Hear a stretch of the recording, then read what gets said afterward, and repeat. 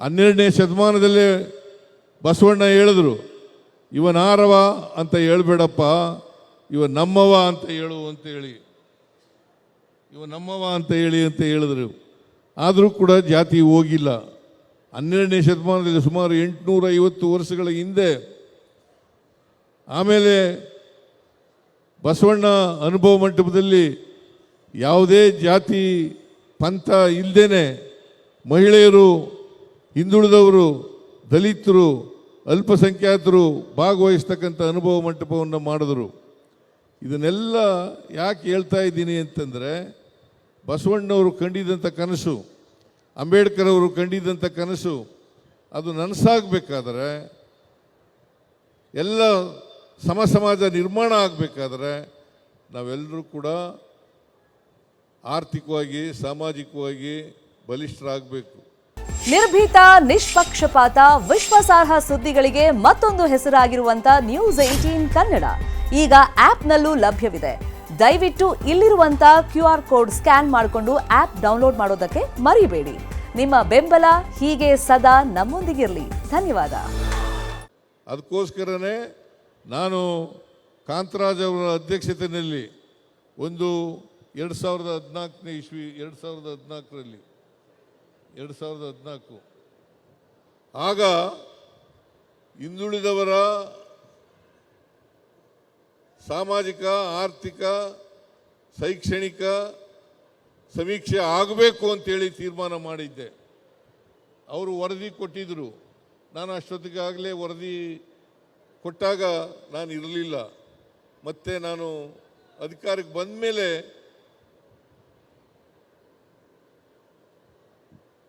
ಅದೇ ವರದಿ ಬಂದು 10 ವರ್ಷಗಳಾಗಿ ಹೋಗ್ಬಿಟ್ಟಿತ್ತು. 10 ವರ್ಷಗಳ ವರದಿ ಸರಿ ಇಲ್ಲ ಅಂಥೇಳಿ ಕೆಲವರು ಆಕ್ಷೇಪವನ್ನು ವ್ಯಕ್ತ ಮಾಡಿದ್ರು. ಅದಕ್ಕೋಸ್ಕರವಾಗಿ ಈಗ ಮತ್ತೆ ಹಿಂದುಳಿದ ಆಯೋಗಕ್ಕೆ ಜಾತಿ ಗಣತಿಯನ್ನು ಮಾಡಲಿಕ್ಕೆ, ಆರ್ಥಿಕ ಸಾಮಾಜಿಕ ಸಮೀಕ್ಷೆಯನ್ನು ಮಾಡಲಿಕ್ಕೆ ಅವರಿಗೆ ವಹಿಸತಕ್ಕಂಥ ಕೆಲಸವನ್ನು ಮಾಡಿದ್ದೀನಿ.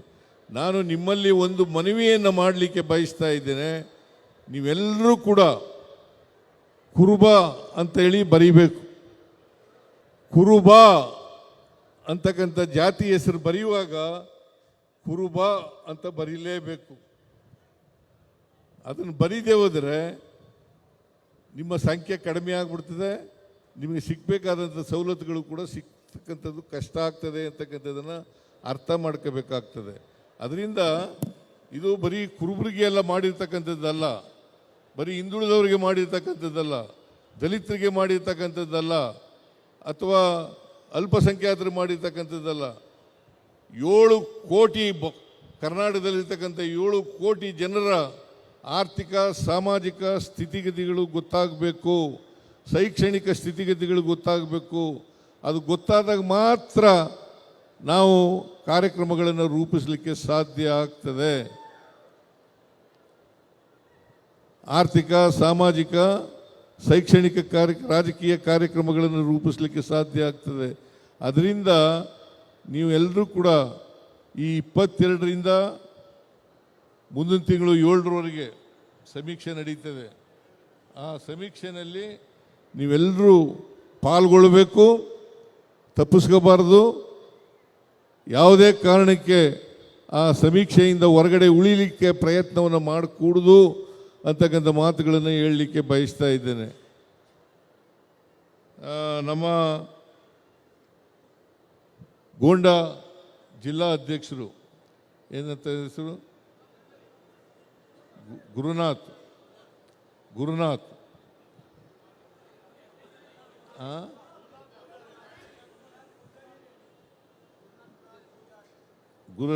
ಪೂಜಾರಿ ಕೆಲವು ಬೇಡಿಕೆಗಳನ್ನು ಇಟ್ಟಿದ್ದಾರೆ.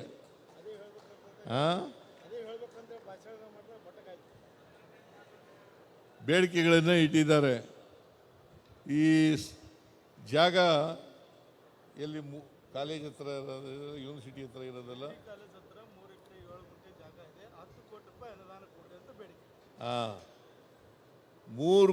3 ಎಕರೆ 7 ಗುಂಟೆ ಜಮೀನಿದೆ. ಅದಕ್ಕೆ ಅನುದಾನವನ್ನು ಕೊಡಿ ಅಂತ ಹೇಳ್ತಾ ಇದ್ದಾರೆ. ಸಮುದಾಯ ಭವನ ಮಾಡಲಿಕ್ಕೋಸ್ಕರವಾಗಿ ಕೊಡೋಣ, ಅನುದಾನವನ್ನು ಕೊಡ್ತೇನೆ. ಆಮೇಲೆ ಈ ಗೋಂಡ ಮತ್ತು ಕುರುಬ, ಗೋಂಡ ಎಷ್ಟಿಗೆ ಸೇರ್ಕೊಂಡಿದೆ ಈಗಾಗಲೇ.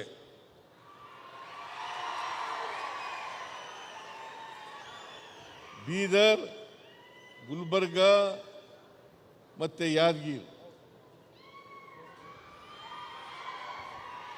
3 ಜಿಲ್ಲೆಗಳಲ್ಲಿರ್ತಕ್ಕಂಥ ಕುರುಬರು ಯಾರಿದ್ದಾರೆ ಅವರೆಲ್ಲರನ್ನೂ ಕೂಡ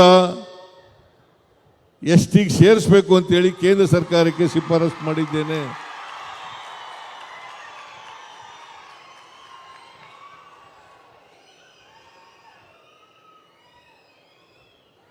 ಶಿಫಾರಸು ಮತ್ತೆ ವಾಪಸ್ ಬಂದಿದೆ. ನಾನು ಮತ್ತೆ ಅವ್ರು ಕೇಳಿರ್ತಕ್ಕಂಥ ಕ್ಲಾರಿಫಿಕೇಶನ್ಗಳನ್ನು ಕೊಟ್ಟು ಮತ್ತೆ ಕೇಂದ್ರ ಸರ್ಕಾರಕ್ಕೆ ಶಿಫಾರಸು ಮಾಡ್ತೇನೆ ಅಂತಕ್ಕಂಥ ಮಾತುಗಳನ್ನು ಹೇಳಲಿಕ್ಕೆ ಬಯಸ್ತಾ ಇದ್ದೇನೆ. ಆಮೇಲೆ ಈ ತೆಲಂಗಾಣದಲ್ಲಿ ಪ್ರತಿ ಕುರುಬರಿಗೆ 20 ಕುರಿ, 1 ಟಗರು ಕೊಟ್ಟಿದ್ದಾರೆ ಅಂತ ಅದೊಂದು ಬೇಡಿಕೆಯನ್ನು ಇಟ್ಟಿದ್ದಾರೆ. ಅದನ್ನು ಕೂಡ ಪರಿಶೀಲನೆ ಮಾಡೋಣ. ಇತ್ತೀಚೆಗೆ ಕೆಲವು ದಿನಗಳ ಹಿಂದೆ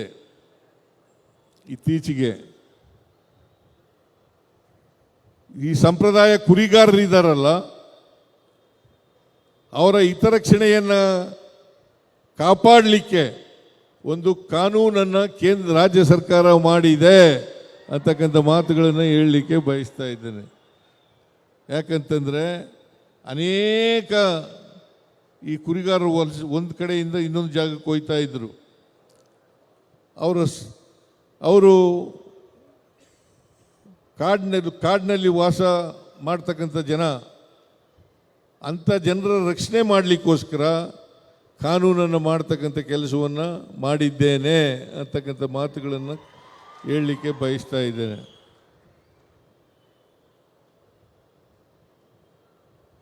ಇವೆಲ್ಲ ಯಾಕೆ ಮಾಡ್ತಾ ಇದ್ದೀವಿ ಅಂತಂದರೆ,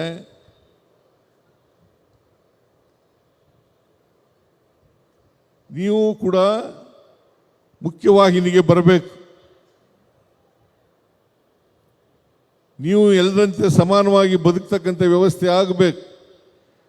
ಅದಕ್ಕೆ ಬಾಬಾ ಸಾಹೇಬ್ ಅಂಬೇಡ್ಕರ್ ಅವರು ಒಂದು ಮಾತನ್ನು ಹೇಳಿದ್ದಾರೆ. ಶಿಕ್ಷಣ, ಸಂಘಟನೆ, ಹೋರಾಟ. ಶಿಕ್ಷಣ, ಸಂಘಟನೆ, ಹೋರಾಟ. ಯಾರು ಹಿಂದುಳಿದವರಿದ್ದಾರೆ, ಮುಖ್ಯವಾಹಿನಿಯಿಂದ ದೂರ ಇದ್ದಾರೆ, ಅವರೆಲ್ಲರೂ ಕೂಡ ಮುಖ್ಯವಾಹಿನಿ ಬರಬೇಕಾದ್ರೆ ಶಿಕ್ಷಣ ಆಗಬೇಕು, ಸಂಘಟನೆ ಆಗಬೇಕು, ಹೋರಾಟ ಮಾಡಬೇಕು. ಈ 3 ಮಂತ್ರಗಳನ್ನು ಪ್ರತಿಯೊಬ್ಬ ಹಿಂದುಳಿದ ವರ್ಗದ ಜನ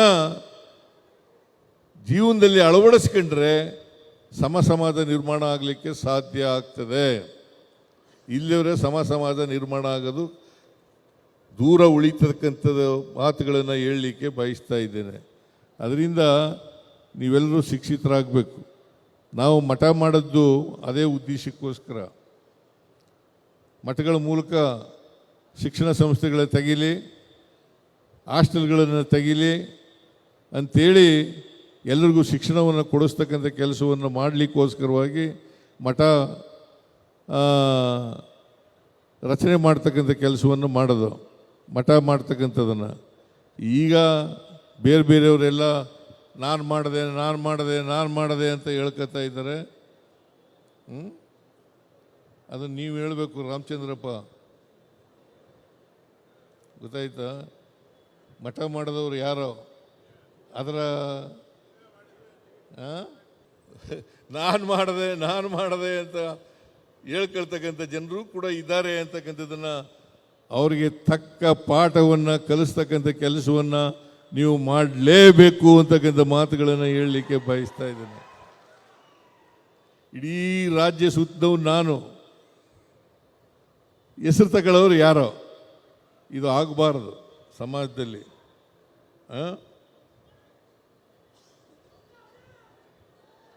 ಸಂಗೊಳ್ಳಿ ರಾಯಣ್ಣನ ಪ್ರಾಧಿಕಾರ ಮಾಡಿದವರು ನಾವು, ಕಾಗಿನೆಲೆ ಪ್ರಾಧಿಕಾರ ಮಾಡಿದವರು ನಾವು, ಕಾಗಿನೆಲೆ ಗುರುಪೀಠ ಮಾಡಿದವರು ನಾವು. ಈಗ ಬೇರೆಯವರೆಲ್ಲ ಇದು ಮಾಡಲಿಕ್ಕೆ ಹೊರಟಿದ್ದಾರೆ. ಅದೇನೇ ಇರಲಿ, ನಾನು ಹೆಚ್ಚು ಈ ಬಗ್ಗೆ ಮಾತಾಡಲಿಕ್ಕೆ ಹೋಗಲ್ಲ. ನಿಮಗೆ ಬಿಟ್ಟಿರ್ತೀನಿ, ನೀವೇ ತೀರ್ಮಾನ ಮಾಡಬೇಕು. ಯಾರು ಗುರುಪೀಠ ಮಾಡಿದ್ರು, ಯಾರು ಸಂಗೊಳ್ಳಿ ರಾಯಣ್ಣ ಪ್ರಾಧಿಕಾರ ಮಾಡಿದ್ರು, ಇವನ್ನ ಸರಿಯಾದ ರೀತಿಯಲ್ಲಿ ಜನರಿಗೆ ತಿಳಿಸ್ತಕ್ಕಂಥ ಕೆಲಸವನ್ನು ಮಾಡಬೇಕು ಸಂಘಟನೆಗಳು ಅಂತಕ್ಕಂಥ ಮಾತುಗಳನ್ನು ಹೇಳಲಿಕ್ಕೆ ಬಯಸ್ತಾ ಇದ್ದೇನೆ. ಇಂಥ ಡೋಂಗಿ ಜನ ಸಮಾಜದಲ್ಲಿ ಯಾವಾಗಲೂ ಕೂಡ ಇರ್ತಾರೆ, ಪಟ್ಟಭದ್ರರು ಇರ್ತಾರೆ. ಇವ್ರ ಕೆಳಗೆ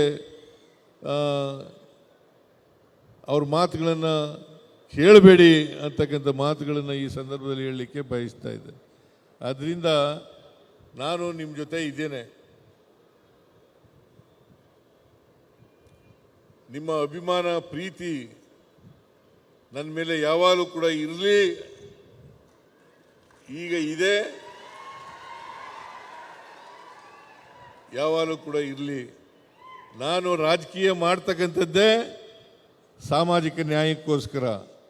ನಾನು ಮುಖ್ಯಮಂತ್ರಿ ಆಗಿರಲಿ, ಅಧಿಕಾರದಲ್ಲಿ ಇರಲಿ, ಇಲ್ಲದೆ ಹೋಗಲಿ, ಯಾವಾಗಲೂ ಕೂಡ ಸಾಮಾಜಿಕ ನ್ಯಾಯದಿಂದ ವಂಚಿತರಾಗಿರ್ತಕ್ಕಂಥ ಜನರ ಜೊತೆ ಇರ್ತೇನೆ, ಅವರಿಗೆ ನ್ಯಾಯ ಕೊಡಿಸಲಿಕ್ಕೆ ಪ್ರಯತ್ನ ಮಾಡ್ತೇನೆ ಅಂತಕ್ಕಂಥ ಮಾತುಗಳನ್ನು ಹೇಳಲಿಕ್ಕೆ ಬಯಸ್ತಾ ಇದ್ದೇನೆ. ಅದರಿಂದ ಇವತ್ತು ಕ್ರಾಂತಿವೀರ ಸಂಗೊಳ್ಳಿ ರಾಯಣ್ಣ ಅವರ ಮೂರ್ತಿ ಅನಾವರಣ ಆಗಿದೆ. ನಿಮ್ಮೆಲ್ಲರಿಗೂ ಕೂಡ ಅವರಿಂದ ಸ್ಫೂರ್ತಿ ಬರಲಿ.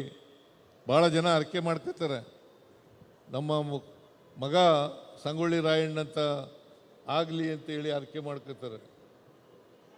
ನೀವು ಕೂಡ ಪ್ರತಿಯೊಬ್ಬರು ಕೂಡ ಸಂಗೊಳ್ಳಿ ರಾಯಣ್ಣ ಆಗ್ಲಿಕ್ಕೆ ಸಾಧ್ಯ ಆಗದೆ ಇರ್ಬೋದು, ಸಂಗೊಳ್ಳಿ ರಾಯಣ್ಣ ನಡೆದಂಥ ದಾರಿನಲ್ಲಿ ನಡೀತಕ್ಕಂಥ ಪ್ರಯತ್ನವನ್ನು ಮಾಡಬೇಕು.